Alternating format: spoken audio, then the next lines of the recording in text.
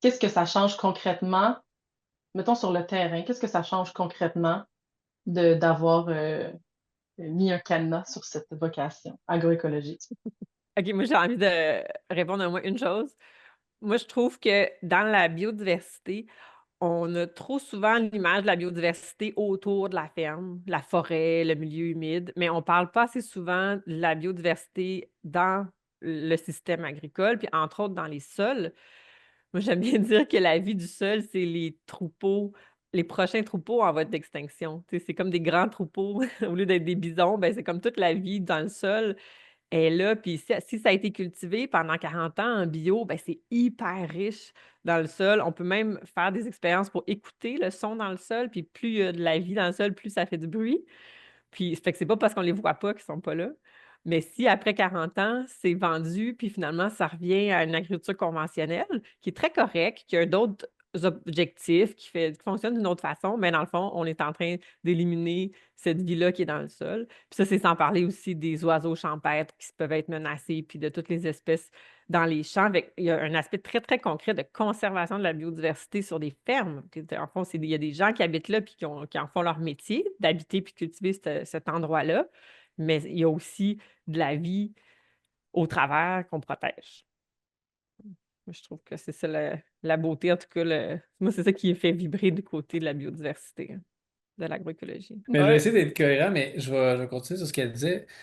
Tu sais, c'est pas pour rien que quand, mettons, un agriculteur qui fait du conventionnel, qui décide un jour de faire du bio, puis qui fait d'une année à l'autre un changement radical, là, que ça va y prendre quelque part entre 3 à 5 ans avant qu'il soit capable de réatteindre un niveau de production de base correct. Parce que ton conventionnel a tué la vie dans le sol.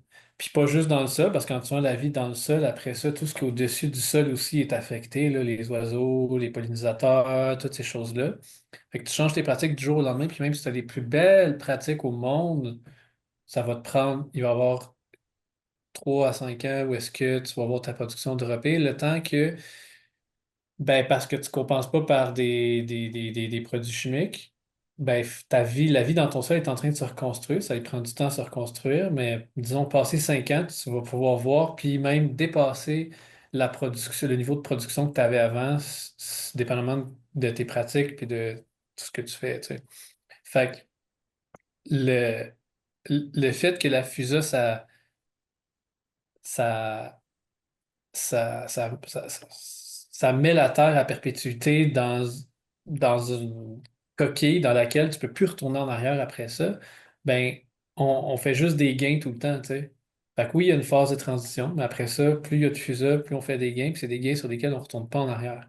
Ouais, c'est terrible, là, de penser toutes les fermes maraîchères bio qui partent de rien sur des terres qui étaient, on ne sait pas trop, en conventionnel, quoi que ce soit. Puis là, il faut qu'ils bâtissent leur fertilité, puis tu sais, sans compter des installations, puis tout ça, mais c'est toute la fertilité qu'il faut recommencer. Puis après ça, quand ils ont fait ça, peut-être 20, 30 ans, 40 ans, ben là, ils arrêteraient. Puis là, s'il y a d'autres gens qui veulent continuer, il faudrait que ce soit ailleurs.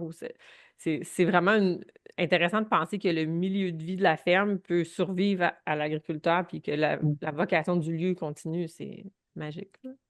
Ouais. Puis après ça, à partir du moment que cette vie-là revient, mais ça bénéficie pas juste à l'agriculture, aux activités de maraîchage qui se font là, tu sais, ça va bénéficier à tous les écosystèmes autour. Tu sais, la petite prairie non utilisée à côté, la forêt dans le fond là-bas, tout ça. À un moment donné, tu sais, tout ça, c'est un système complet qui interagit avec lui-même, puis ça finit par nourrir tout ce qu'il y a autour, pas juste le sol, puis ce que tu fais pousser dans ton sol. Puis ce sol-là va être tellement en santé que les végétaux vont être en santé.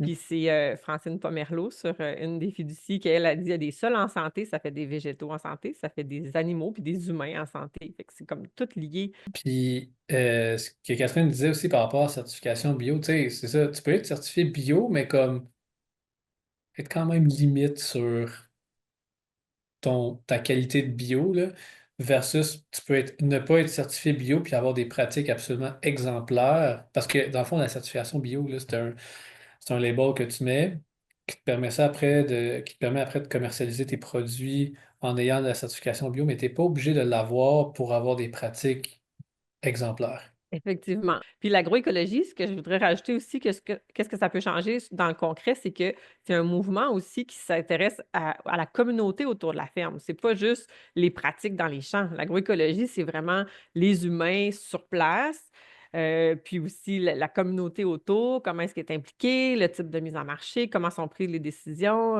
toute la justice sociale d'accès à l'alimentation, d'accès à la terre, ça fait partie de l'agroécologie aussi. Fait que je pense que concrètement, ces fermes-là, qui sont, installés sur des FUSA, ils ont aussi cet impact-là. Parce qu'un des éléments, c'est ça qui va au-delà de ça, c'est l'implication de la communauté là-dedans. Parce qu'il y a, dans l'agroécologie, tu sais, tu rajoutes l'humain dans toute ton équation qui n'est pas toujours dans d'autres courants de pensée. Puis là, tu rajoutes l'humain, la communauté, tu rajoutes les interactions après ça avec le vivant.